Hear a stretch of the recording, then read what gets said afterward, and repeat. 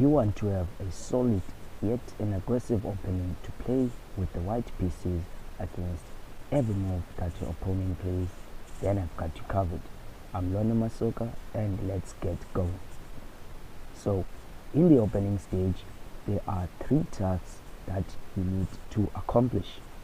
You have to develop your pieces, especially the minor pieces.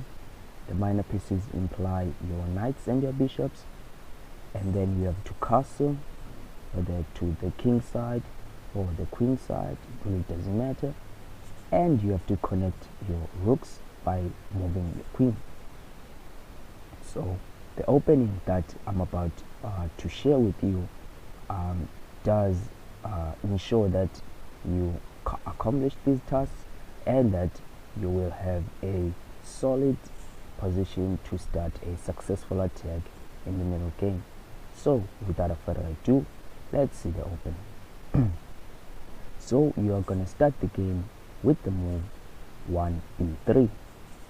The idea of this opening is to let your opponents to place their pawns in the center of the board, and you are going to attack the center with your pieces, and then you are going to undermine it with your pawns. This idea was stated long ago by Aaron Nimzovich, and it is used in many hypermodern openings such as the Grunfeld defense, the King's Indian defense, and so on. And most players like Magnus Carlsen, Garry Kasparov, Anand, to name a few, have actually used these types of openings many times, and it will be great if you can imply this playing the white pieces. So with the first move, pawn b3, you're actually going to develop your pieces and attack the black center, and you're going to undermine it with your pawns. Let's see the actions. The most played move in this position is pawn e5, and you will continue with bishop to b2, putting strong pressure on the e5 pawn, and black mainly defends the pawn with knight c6, and then you're going to continue with e3. The idea of e3, it is to actually develop your light squared bishop to the b5 square, where it will put strong pressure on the knight that is currently defending the e5 pawn. And then you're going black mainly continues with the move d5, establishing more central control on the board, and then you continue with the move bishop to b5, putting strong pressure on the knight here on c6. And the most played move in this position is bishop to d6, whereby black aims to defend the e5 pawn.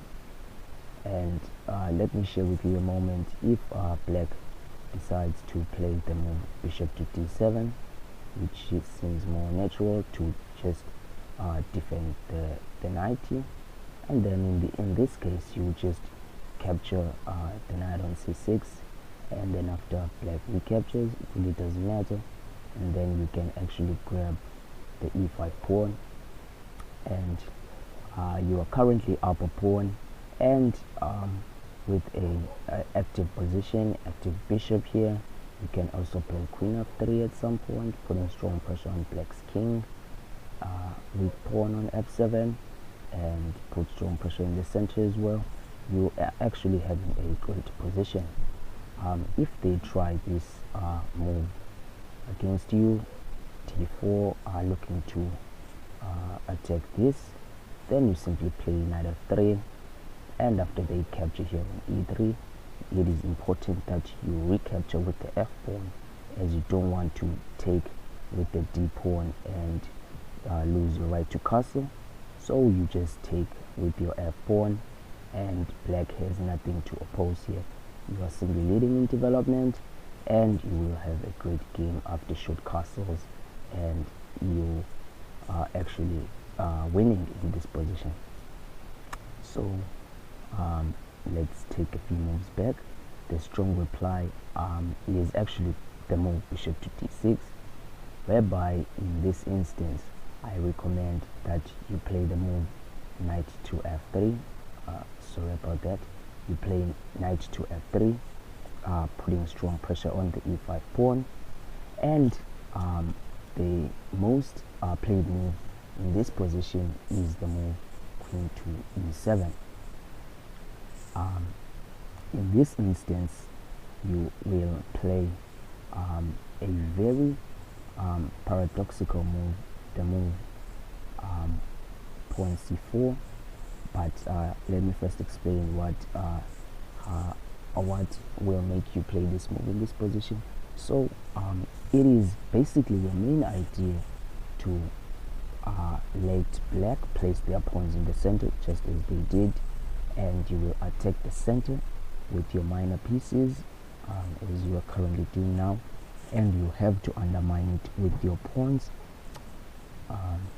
And currently, if you take a real quick notice, black is currently defending the e5 pawn with almost all his pieces that are developed, and currently the d5 pawn is undefended. And why not to just take your chance and attack it with such moves? With the move pawn c4, you actually attack the d5 pawn, which is currently undefended, and you threaten to capture it and establish this pin on this knight. So black mainly here replies with the move d takes on c4, whereby you will play the move b takes on c4, and after black develops their knight to f6, you will actually play a really spectacular move, pawn c5. As you remember, the main idea it is to attack black's center, which is the thing that is the essential thing that you need to keep in mind, and doing so means undermining black's center with your pawns.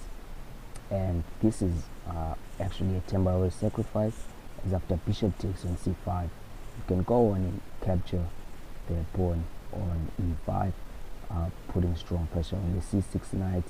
And after bishop to d7, you just capture the bishop on d7. After queen takes on d7, you play the move knight to c3, or if you want a better alternative, you can trade your bishop here on f6 with bishop takes on f6, and then after pawn takes on f6, then you can play the move queen to f3, putting strong pressure here and here, and you're actually having a great position in this case. But I would recommend that if you want to play the position safely, you just go on and play the move knight to c3 here, and you will castle short and play rook a c1, play queen e2, and you will have a great position with no doubts. So coming back in this position, whereby I said black mainly plays the move bishop to d6, in some instances black might try the move pawn to f6. So what do you play in this case? You continue with your usual setup. You play the move knight to f3, and then after black plays the move bishop to d6, then you continue with the move pawn c4 as it was your usual idea, and still you're going to develop your pieces normally. The best move for black in this position is actually the move pawn to a6, whereby you will just capture here, bishop takes on c6, then after b takes on f6, you will play the move pawn d3, and in this position you will play the move knight bd2, you will play rook a c1, and you will castle short, and you will actually have a great game, continuing to attack the black's central point. So let's take a few moves back. In this instance, in this position whereby black plays the move, whereby you play the move pawn c4 here. After queen e7, you play the move pawn c4.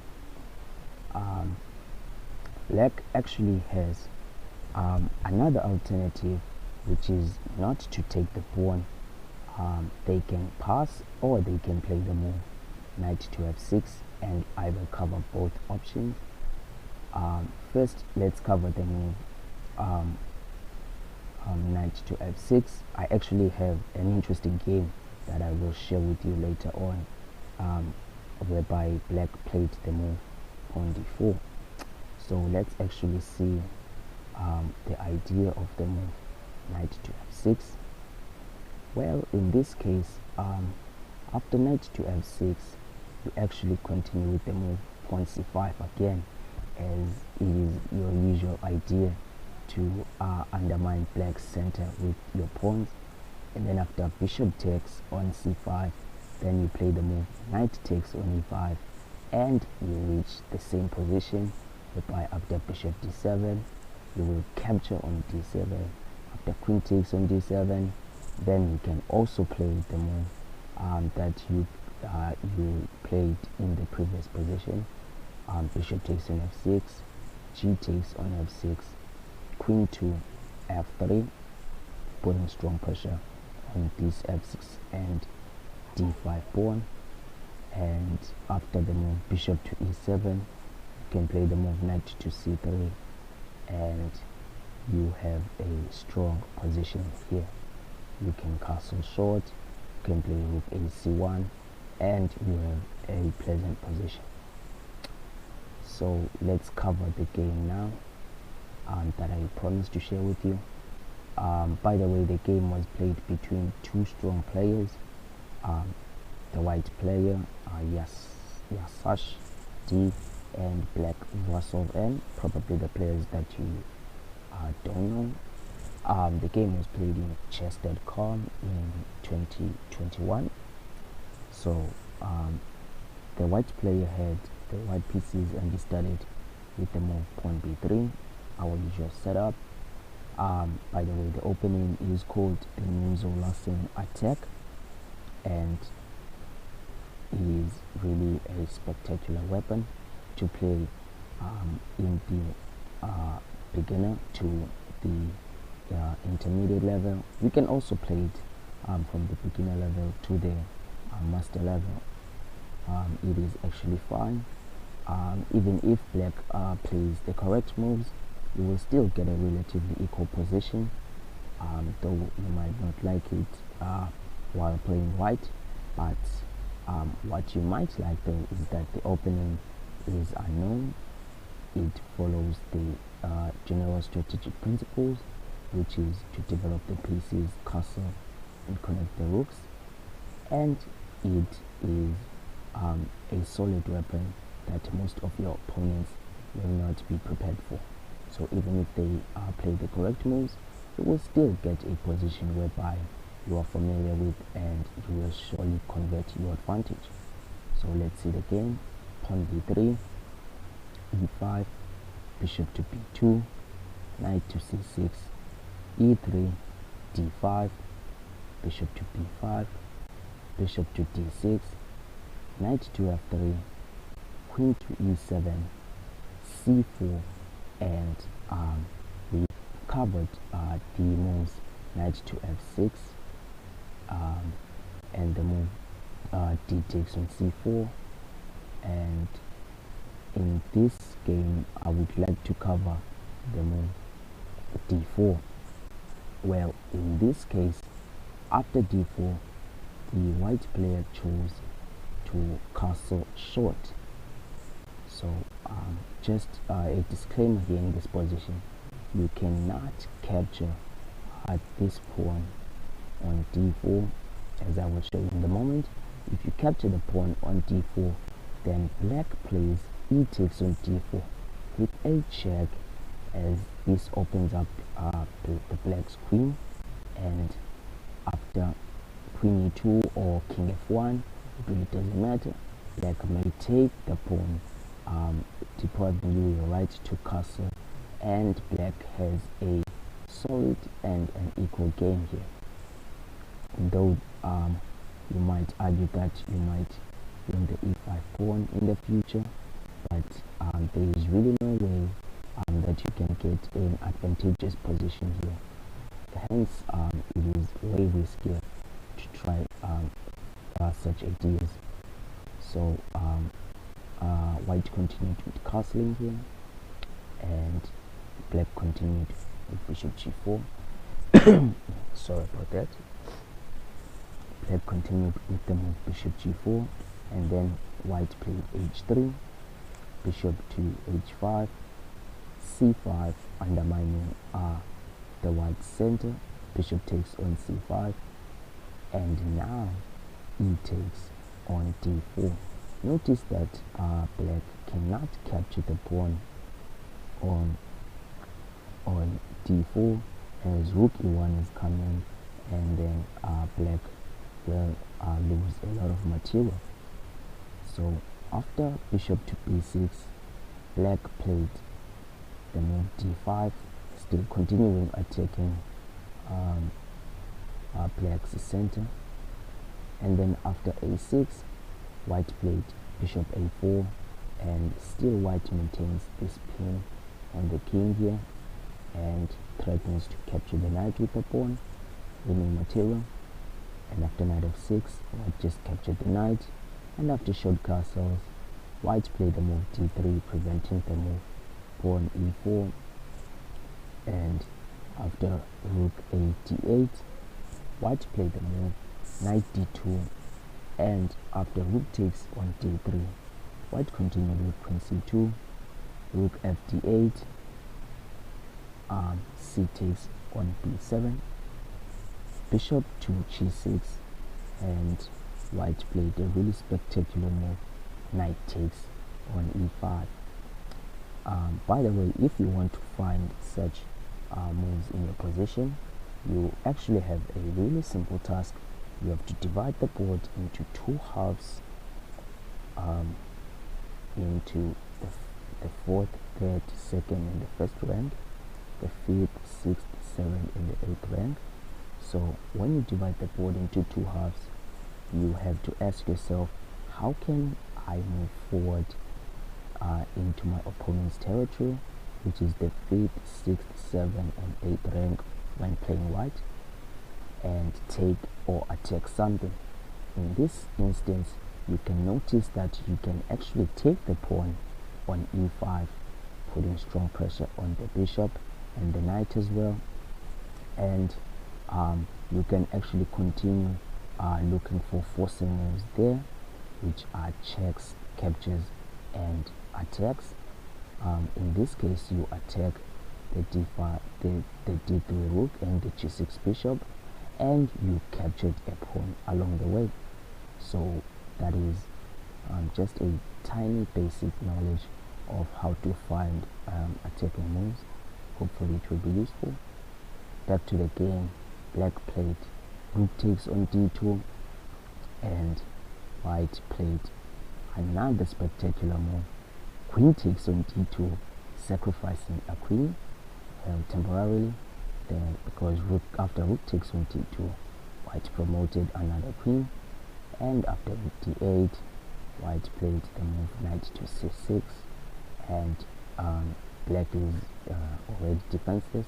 After rook takes on b8, knight takes on e8 check, black decided to resign in this position, as there is nothing to do really. So that was a really spectacular game. I hope that you enjoyed it. In my other videos on this opening, I will actually release another video showing you how to play against another response. from black, which is after b3. Black mainly plays the move pawn d5, which is the second most played move. So in other series I will cover the moves knight to f6, the moves d5, the move c5, and the move knight to c6. But in the next lesson of this chapter, I will cover the move pawn d5, and hopefully that you enjoyed this one. You can consider using the opening in your own games, and tell me the results in the comments down below. Hit like in the video, and don't forget to subscribe in the channel for more amazing chess content. See you soon, and wishing you a great day.